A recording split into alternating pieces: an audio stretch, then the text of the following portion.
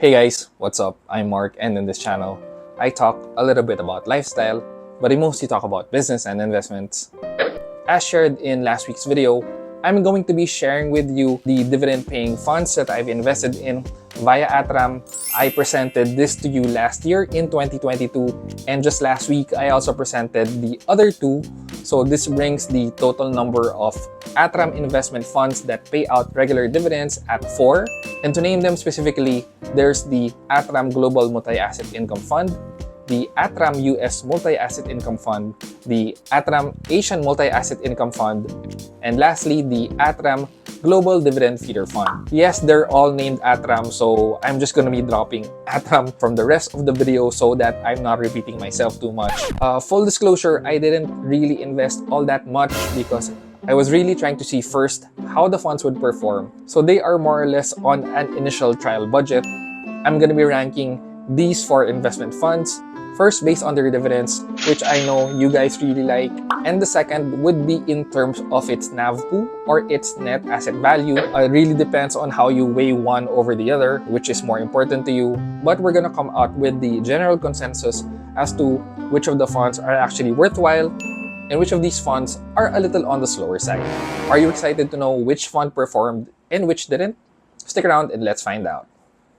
So again, we are looking at 4 investment funds here that pay out regular dividends. With that, let's rank the funds based on their dividend payout in the last year. So let's do this based on the lowest to the highest.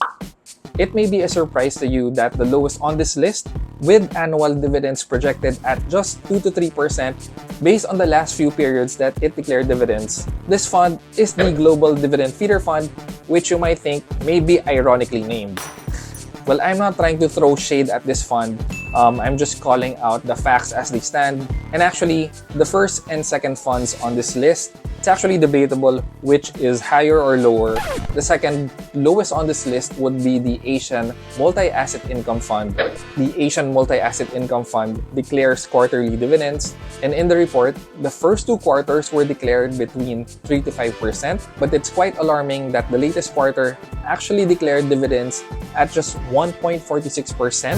I think this is a fund that is definitely underperforming. I hope that 1.46% is just a fluke, an outlier that won't be repeated. But let's see. I guess I'll have to do another update video on this in the future. The US Multi-Asset Income Fund comes in at number 3. So based on the last few periods where it declared its dividends, the lowest annualized quarterly dividends was at 3.7%. And at its highest, it's at 4.32%. And lastly, the highest on this list would be the Global Multi-Asset Income Fund. This one declares monthly dividends and is performing between 5.32% at its lowest and at its highest was at 6.82%. Now that's how we're ranking them in terms of its dividends. In terms of its net asset value per unit, this ranking actually gets skewed. Again, we are ranking from lowest to highest. So the first on this list, unfortunately, it's the same low-ranking one in terms of its dividends. So it's again the Asian Multi-Asset Income Fund. So what can I say about this? I guess it's always a little harder anyway to be betting on the ASEAN region if you were betting either globally or per region if you were betting on the US or Europe. These are developed nations with good infrastructure. I guess the thing is when we are betting, investing in these more developed nations, sometimes it seems that there is less of an upside. But in terms of consistency and just soundness, I guess in terms of policy, infrastructure, I guess it's always a safer bet to invest in the more developed regions. When we compare this to the Asian region, of course, we have different countries that are in different developmental stages. We have a lot of good upside, but to get there, I guess it's not as consistent. It's a little rocky, a little tumultuous. I guess this fund is maybe for people who have a higher risk tolerance. If you want to cheer on our hometown region, this is the fund for you. But in terms of dividends and NAVPU performance, unfortunately, it's not delivering right now. Its year-to-date performance is at -3%, which is the only fund that we're assessing based on a year-to-date value. The others, being older, will be assessing on a 1-year and 3-year performance in terms of its NAVPU. let's move on to the next three. So the second on this list, in terms of its NAVPU, again, this might be a surprise to you guys. This is the fund that was giving us the highest dividend based on our number one criteria. Second on this list is the Global Multi-Asset Income Fund. Its returns are at 2.39% in the past year. And if you are looking at a 3-year period, its performance is at 22.89%. So even as this fund is giving us great dividends, in terms of its NAVPU performance, it's actually on the lower side. Moving on to the third on this list, with its 1-year NAVPU returns at 6.21% and its returns for 3 years at 28.6%, we have the US Multi-Asset Income Fund.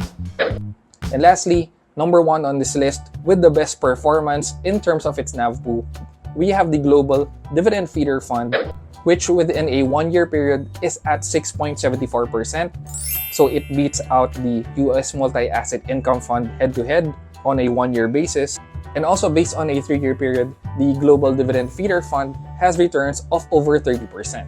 So what can we say about these funds? I guess it really depends on what your criteria would be.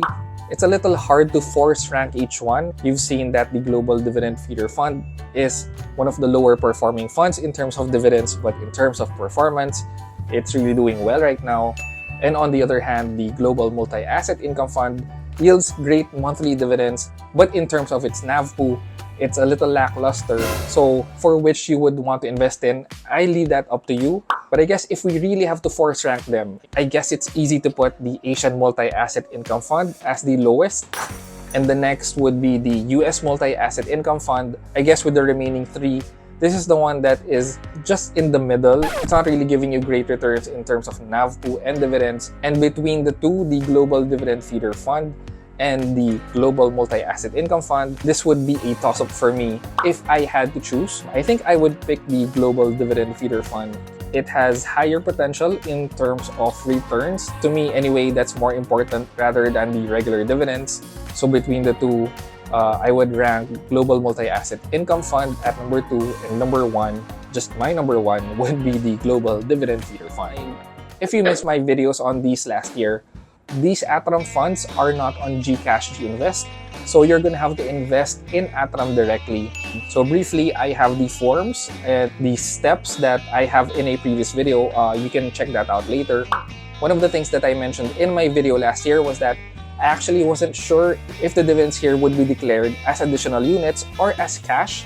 I'm now showing you here that the dividends do come in via cash. For me, it's through my BPI account. So it's important that when you register with ATRAM, you do indicate your settlement account, because this is where ATRAM will be sending you the regular dividends. Again, for me, it's BPI. So it actually comes in as this transaction of 4345 E-Link transfer sub-labeled BizLink. So ATRAM automatically credits your dividends to your bank account every month or every quarter, whichever dividend period that your fund would fall into. ATRAM actually sends you an email about when the funds would get credited. So these are the dividends that have gotten credited into my bank account. So working with the ATRAM platform, I guess it's a little less seamless as GCash G-Invest. There is a little bit of manual work of coordinating with their customer support. But the good news is they're actually quite responsive. So anytime that I've had any questions, a request for my statement of account, or a little bit of a clarification, I've always had a very fast response from the ATRAM customer support team. I guess the next question is, which of these 4 funds do you guys want to invest in? How do these funds actually perform versus the more popular BPI ALFM Global Multi-Asset Income Fund? I think I'll cover that in an update video in the future. If you've liked this video, please don't forget to like, comment, and consider subscribing if you haven't already. Thanks again for watching, guys, and happy investing!